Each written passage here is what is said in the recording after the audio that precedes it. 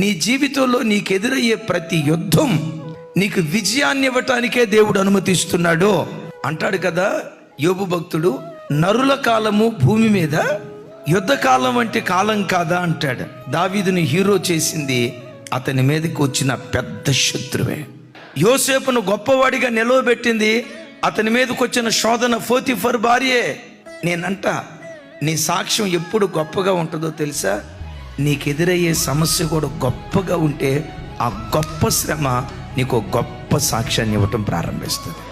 ఏ రోగమనే శత్రువు నీ నేలుబడి చేస్తుందో, ఏ అసమాధానమనే శత్రువు ఏలుబడి చేస్తుందో, ఏ ఆర్థిక ఇబ్బంది అనే శత్రువు నీ నేలుబడి చేస్తుందో, ఏ సాతాను పదే పదే నిన్ను తరుముతున్నాడో విశ్వసించు. నిన్ను తరమాలని ప్రయత్నం చేస్తూ నీ మీద యుద్ధానికి వచ్చిన శత్రువులను ఒకానొక రోజు నీ పాదముల కింద నా దేవుడు అణుచును గాక.